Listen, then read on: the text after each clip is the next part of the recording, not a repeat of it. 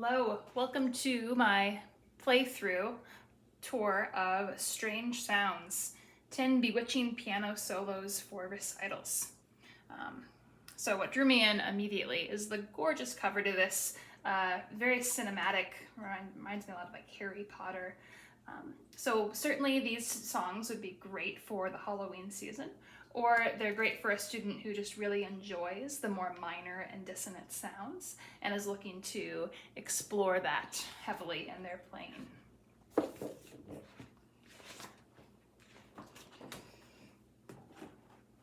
So about half of these songs have lyrics with them. So if you're a student who enjoys the story aspect of a song, enjoys singing along, you will appreciate the lyrics. I'd say the opening of the book starts at a level for a student who has maybe been playing for a year or two, could probably handle the first song. As it progresses, it definitely goes into a more advanced intermediate level. So this book might be something that a student could really grow with on their first or second year of study around Halloween. They might learn on this Eerie Night, and then by the time they're in their third or fourth year of study, they can keep getting the book out and they can find a piece at their appropriate level. On This Eerie Night by Glenda Austin.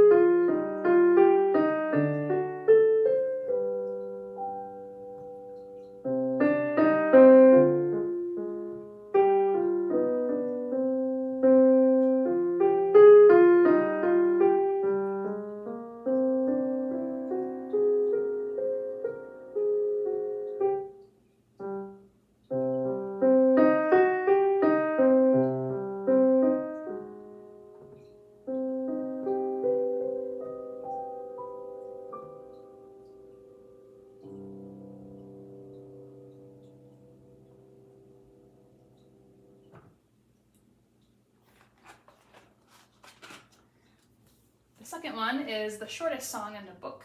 It is called Spooky Night. So this piece has something called a key signature, which may be new for a student at this level.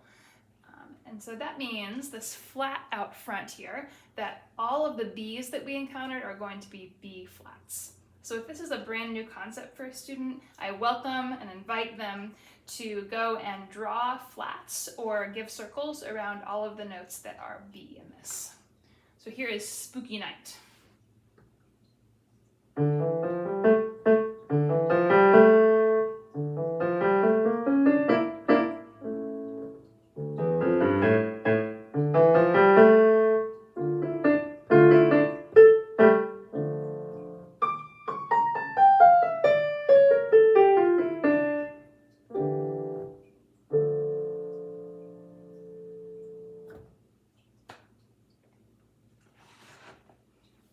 Here we have Haunted House by Edna Murray Berman.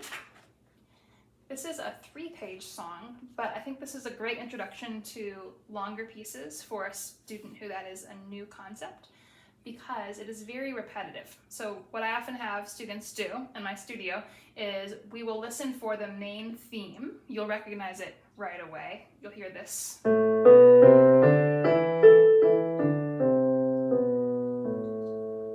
Every time we hear that, we might highlight or take a piece of washi tape and mark all of those lines.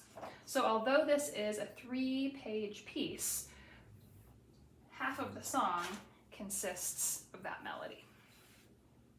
Here is A Haunted House.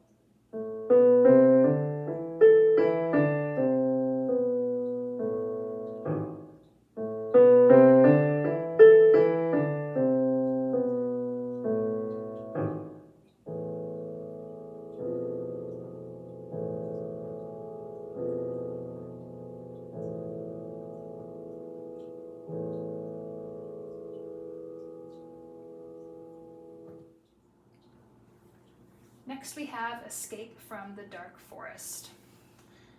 Of note in this piece, at the end, we get to crescendo and accelerando, polka a polka. A lot of big Italian words here to mean we are going to get both louder and faster at the end of the piece, which is pretty uncommon. Usually pieces, if they do anything and change at the end, it is to retardando, which means to slow down. But here, I believe that our composer, in order to create the escape effect, we are running away at the end of the piece. So listen for that and enjoy being creative when you are making your own version.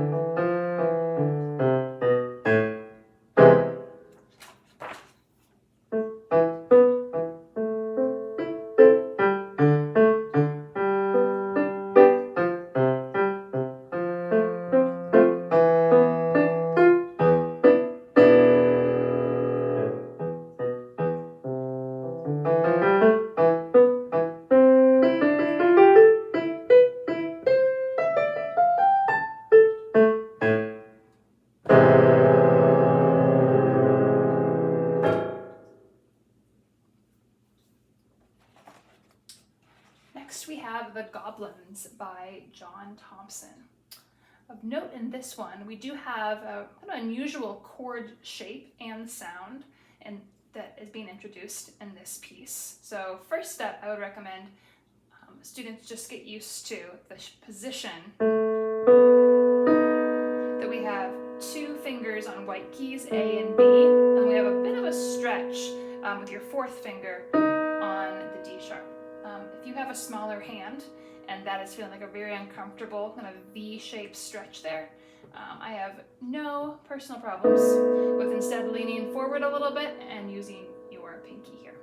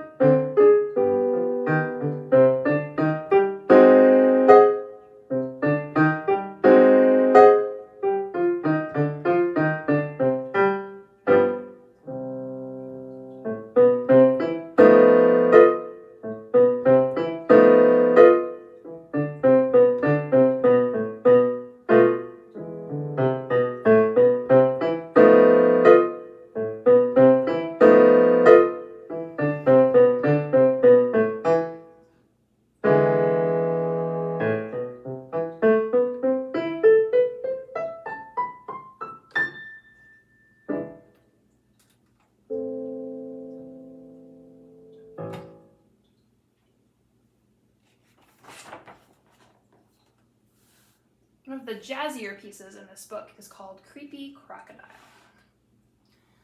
Our expression or tempo marking says creeping along, but with a swagger.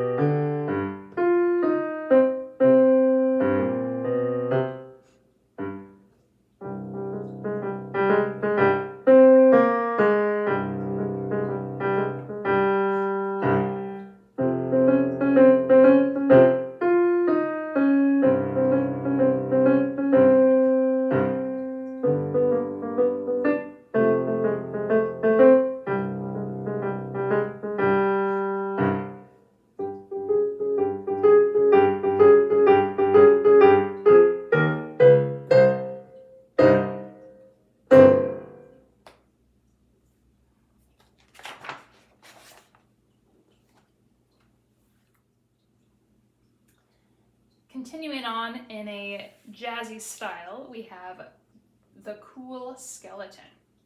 So unusual in this song is that we have some percussive elements of snaps. You'll see it's marked the little X and a line going down. That's showing that those are quarter notes, but without a pitch, which is why the X is there.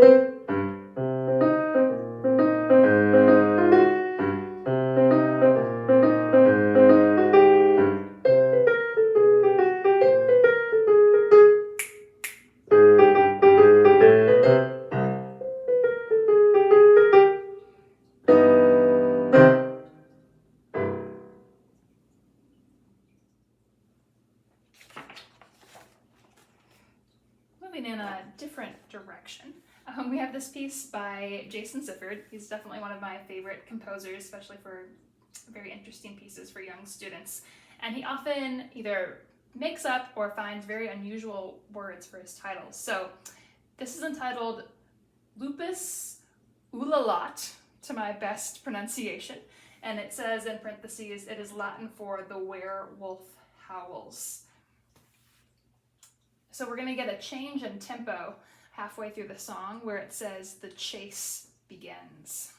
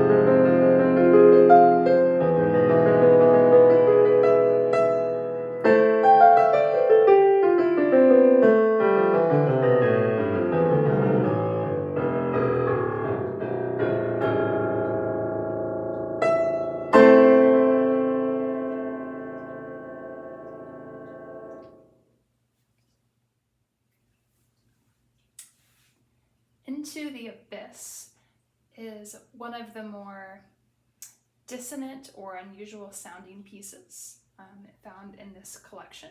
So I think these play along videos that I'm offering are especially helpful when it's hard to tell if the notes are correct or not, because there is so much a very unusual clashing to most of our ears. So into the abyss we go.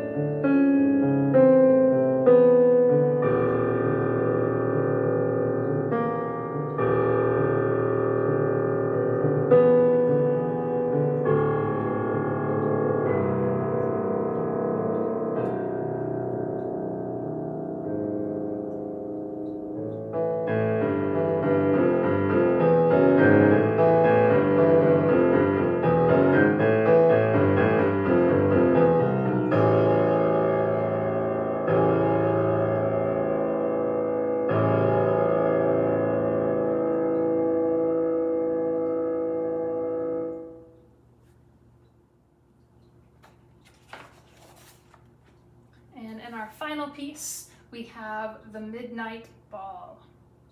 So this piece opens with two notes that have fermatas above them. So fermatas kind of look like this little winky eye here, is telling us that as the performer, we are to hold that longer than the given beat. So often we find those at the ends of sections or at the ends of the pieces. So to open up the piece with a sense of kind of holding our breath for two notes and then jumping into a tempo is definitely more challenging. We have to decide ahead of time before we play those what we would like our 1, 2, 3 tempo to be for the piece.